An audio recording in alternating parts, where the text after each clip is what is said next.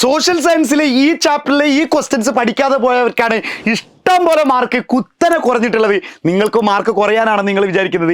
അല്ലല്ലോ. അങ്ങനെയാണെങ്കിൽ ഈ വീഡിയോക്ക് ജസ്റ്റ് ഒന്ന് ലൈക്ക് ചെയ്തോ, ഈ വീഡിയോ മുഴുവനായി ഇരുന്ന് കണ്ടോളൂ. മക്കളെ, ഫസ്റ്റ് ചാപ്റ്ററിലെ കുറച്ച് ഇമ്പോർട്ടൻ്റ് കാര്യങ്ങളാണ് പറയുന്നത്. ഒന്ന്, ബ്രിട്ടീഷുകാർ ഇംപ്ലിമെൻ്റ് ചെയ്ത ടാക്സ് പോളിസി. ബ്രിട്ടീഷുകാർ ഇന്ത്യയിൽ നടപ്പിലാക്കിയ നികുതി നയങ്ങൾ ഏതെല്ലാം? ബ്രിട്ടീഷുകാർ ഇന്ത്യയിൽ നടപ്പിലാക്കിയ ടാക്സ് പോളിസി അല്ലെങ്കിൽ നികുതി നയങ്ങൾ ഏതൊക്കെയാണെന്ന് എന്ത് ചെയ്യണം? പഠിച്ചു വെക്കണം. ഏതൊക്കെയാണ് മക്കളെ?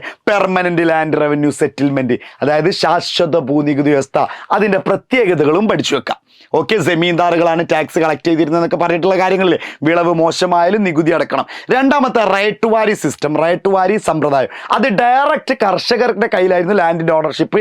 ഡയറക്റ്റ് എന്ത് കൊടുത്താൽ മതി? ടാക്സ് ബ്രിട്ടീഷുകാർക്ക് കൊടുക്കണം. ടാക്സ് എന്തായാലും കൊടുക്കണം. മൂന്നാമത്താണ് മഹൽവാരി. മഹൽവാരിയുടെ പ്രത്യേകതകൾ എന്ന് പറഞ്ഞാൽ ഓരോ ഇതിനെയും സ്ഥലത്തെ എന്ത് ചെയ്യുന്നു? ഓരോ ടാക്സ് യൂണിറ്റ്, ഒരു നികുതി യൂണിറ്റുകളായിട്ട് തരംതിരിച്ചു. എന്നിട്ട് ആ നികുതി കൊടുക്കാത്ത എന്തെങ്കിലും ഉണ്ടെങ്കിൽ ആ സ്ഥലം ബ്രിട്ടീഷുകാർ കൊണ്ടുപോകും. അതാണ് 3 ടൈപ്പ് എന്തെന്ന് പറയാം, ഈ പറയുന്ന ടാക്സ് സിസ്റ്റം എന്ന് പറയുന്നത്, അല്ലെങ്കിൽ ലാൻഡ് റവന്യൂ സെറ്റിൽമെന്റ്, അല്ലെങ്കിൽ നമ്മൾ കൊണ്ടുവന്ന എന്താണ്?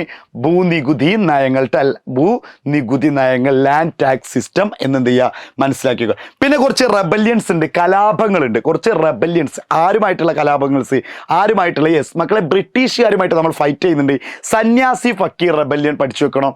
ഭവാനി പതുക്ക്, മജ്നുഷ. ഭവാനി പതുക്ക്, മജ്നുഷ ആണ് അതിൻ്റെ ലീഡർ എന്ന് എന്ത് ചെയ്യുക? മക്കൾ മനസ്സിലാക്കി വെക്കുക. ഭവാനി പതുക്ക്, മജ്നുഷ. ഭവാനി പതുക്ക്, മജ്നുഷ. ഭവാനി പതുക്ക്, മജ്നുഷ. ഭവാനി പതുക്ക്, മജ്നുഷ എന്നെന്തൊക്കെ മക്കള് പഠിച്ചു വെക്കണം.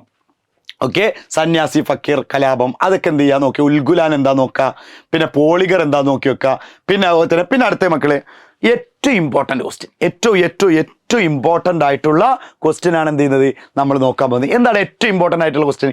എടാ, നമ്മുടെ 1857 റിവോൾട്ട്, 1857 ഒന്നാം സ്വാതന്ത്ര്യ സമരത്തിൻ്റെ കാരണങ്ങൾ. 1857 ഒന്നാം സ്വാതന്ത്ര്യ സമരത്തിൻ്റെ കാരണങ്ങൾ നിർബന്ധം പഠിച്ചു വെക്കണം. മെയിനായിട്ടുള്ള കാരണം എന്തായിരുന്നു?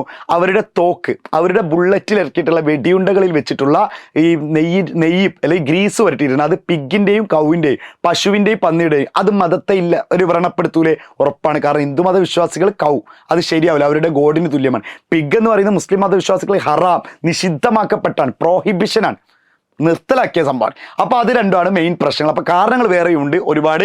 സബ്സിഡിയറി അലയൻസ്, സൈനിക സഹായ വ്യവസ്ഥ, ഡോക്ട്രിൻ ഓഫ് ലാപ്സ്, ദത്താവകാശ നിരോധന നിയമം, dissatisfaction of the Indian soldiers, Indian സൈനികർക്ക് ബ്രിട്ടീഷുകാരോടുള്ള അസംതൃപ്തി, പിന്നെ പുതിയ തരം എൻഫീൽഡ്. പിന്നെ ലിമിറ്റേഷൻസ് ഓഫ് 1857 റിവോൾട്ട് നോക്കണേ.